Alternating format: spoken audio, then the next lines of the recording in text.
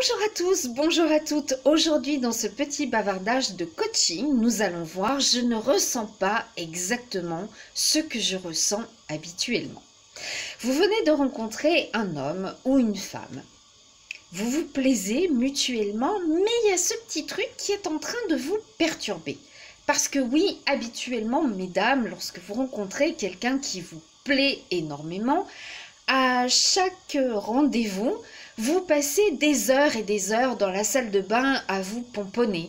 Vous videz complètement votre armoire pour voir quelle est la tenue la plus appropriée.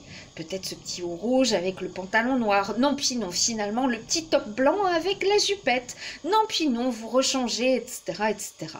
Vous êtes dans un état d'excitation tellement vous êtes pressé de revoir votre prince charmant. Lorsqu'il ou elle vous téléphone et que vous voyez son nom apparaître sur votre écran, votre cœur bat la chamade et vous vous rendez compte que votre voix, souvent, se voile tout d'un coup. Inconsciemment, votre voix se voile parce que vous êtes non pas troublé de l'entendre, mais tout simplement parce que vous vous empêchez tout simplement de sortir des mots, des phrases qui pourraient potentiellement ne pas convenir à la personne que vous convoitez. Vous voulez être au top du top pour votre interlocuteur ou votre interlocutrice. Habituellement, c'est comme ça que ça se passe. Vous avez véritablement ces petits papillons dans le ventre qui sont à la fois de l'excitation et qui peuvent même parfois vous conduire un petit peu à vous sentir presque mal. Il y a comme ça des personnes qui, avant un rendez-vous, annulent à la dernière minute, tellement elles se sentent pas bien. Voilà.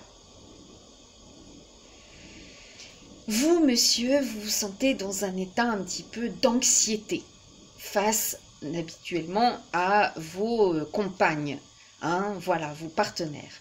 Là, vous êtes complètement déstabilisé parce que ce n'est pas du tout le cas. Lorsque lui ou elle vous téléphone, bien évidemment, vous dégainez tout de suite le téléphone.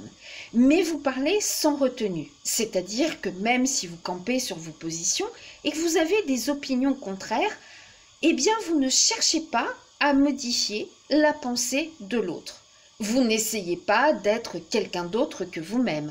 Vous ne dites pas oui, oui à tout pour avoir la paix ou pour vous montrer sous votre meilleur jour. Voilà. Vous dites ce que vous avez à dire, mais d'une manière très fluide et une manière très respectueuse également. Mesdames, lorsqu'il vous donne rendez-vous, vous n'êtes pas en train de vider votre armoire à vous dire « Oh, j'ai rien à me mettre ».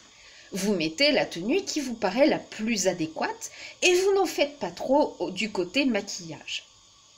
Lorsque vous êtes ensemble, vous ne ressentez pas ce que vous ressentez d'habitude. D'habitude, vous sentez votre cœur battre la chamade, avec peut-être une légère augmentation de la température corporelle. Ou bien vous avez les mains moites, un peu froides, etc. Lorsque vous vous frôlez la main, par exemple, ou lorsque vous vous regardez dans les yeux, vous ne ressentez pas ce trouble qui est presque gênant. Vous allez également vous poser des questions parce qu'habituellement, lorsque vous rencontrez quelqu'un, vous êtes extrêmement pressé de passer un moment un petit peu intime. Si ce n'est pas la première fois, c'est la deuxième. Et puis, si ce n'est pas la deuxième, bien la troisième, ou alors vous lâchez l'affaire, tout simplement. Là, vous n'êtes pas pressé et ça commence à vous tracasser.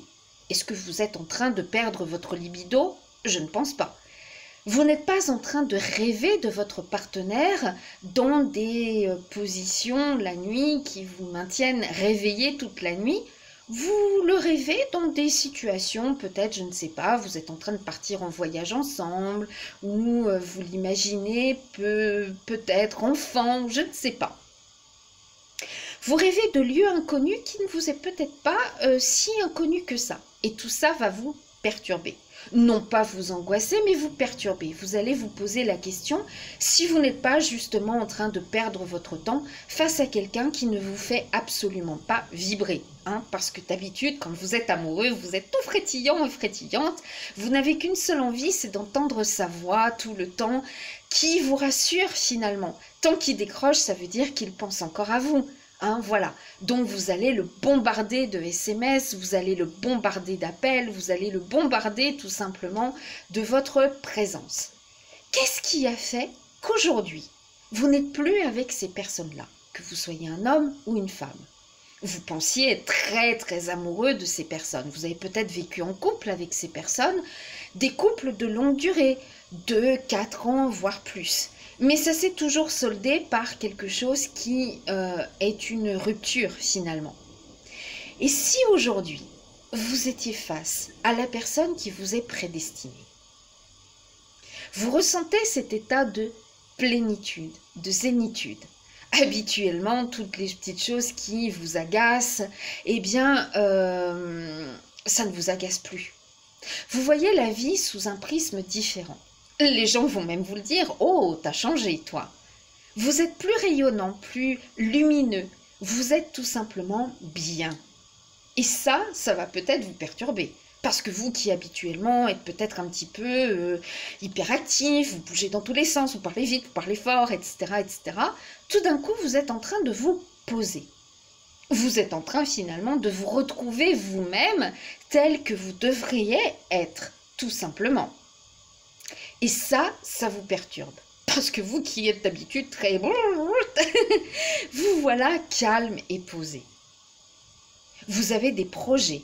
Vous avez des projets non pas sur 6 mois, mais vous avez des projets à très long terme. Et vous incluez, vous imaginez cette nouvelle personne dans vos projets à très long terme. Mais qu'est-ce qui se passe? Je le dis toujours, lorsque vous êtes face à la personne qui vous est prédestinée, votre âme sœur, vous vous retrouvez vous-même. Donc cet état d'excitation et de surexcitation ne peut pas avoir lieu lorsque vous êtes face à votre âme sœur, parce que vous êtes face à votre miroir, à vous-même. D'accord? Voilà. Bien évidemment, vous désirez cette personne, mais pas plus que cela. C'est-à-dire que vous n'êtes pas pressé d'avoir des ébats sexuels avec cette nouvelle personne. Peut-être que cet état va vous perturber. Vous allez vous dire, c'est bizarre, je me sens bien avec cette personne, mais finalement je me sens bien comme je me sens bien avec mes copains, avec des simples copines, voilà, on rigole bien, etc. Mais vous sentez qu'il y a ce petit truc quand même supplémentaire qui fait que ce n'est pas qu'une simple copine ou un simple pote.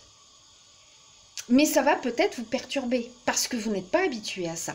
Parce que son âme sœur, on ne la rencontre pas tous les jours. On n'a qu'une âme sœur, d'accord? Voilà. Donc vous allez peut-être vous dire, non, finalement, je ne ressens pas ce que je devrais ressentir. Et vous allez couper court à cette relation. Vous allez peut-être rencontrer quelqu'un qui va vous faire rebattre le cœur à la chamade, transpirer et tout, et avoir très très vite des rapports sexuels avec cette personne. Mais vous n'allez pas être heureux. Vous n'allez pas être comblé. Vous n'allez pas ressentir ce que vous ressentiez avec cette personne que vous avez lâchée alors qu'elle vous était prédestinée. Mais comme je dis, même si vous refaites votre vie avec quelqu'un que vous pensez être votre âme sœur, vous êtes relié avec la vraie personne par un fil invisible des sentiments. Il n'y a aucune raison que ce fil se casse. C'est à la vie, à la mort, à l'amour.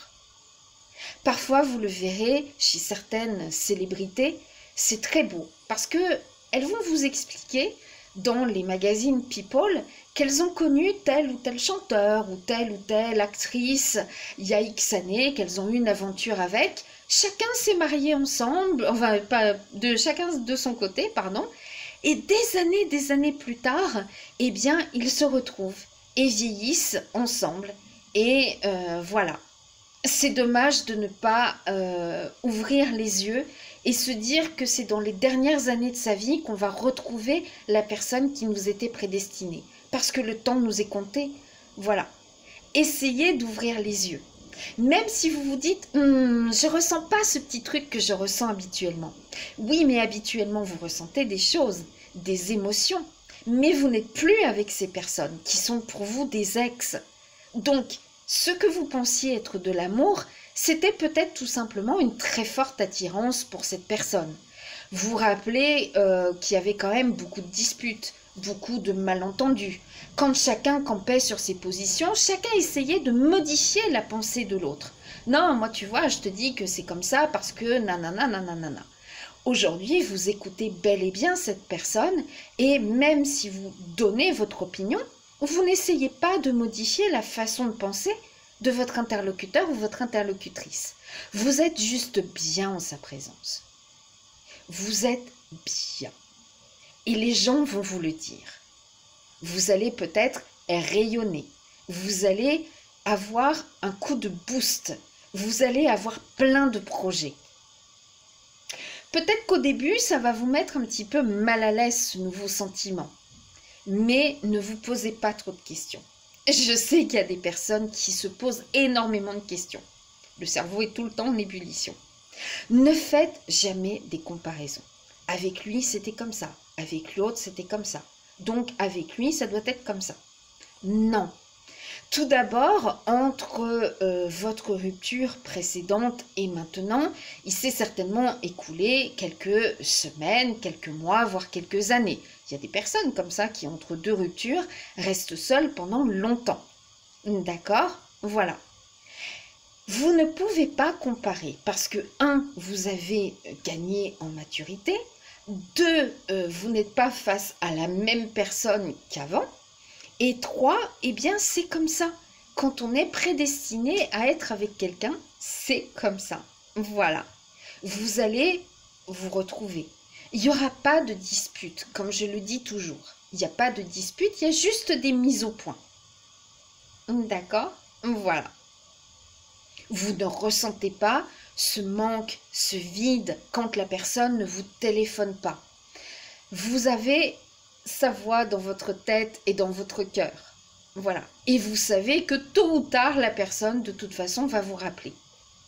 S'appeler toutes les 5 minutes n'est pas une preuve d'amour. Comment faisaient nos parents et nos grands-parents quand il n'y avait pas le téléphone ou quand vraiment le téléphone à cadran, etc.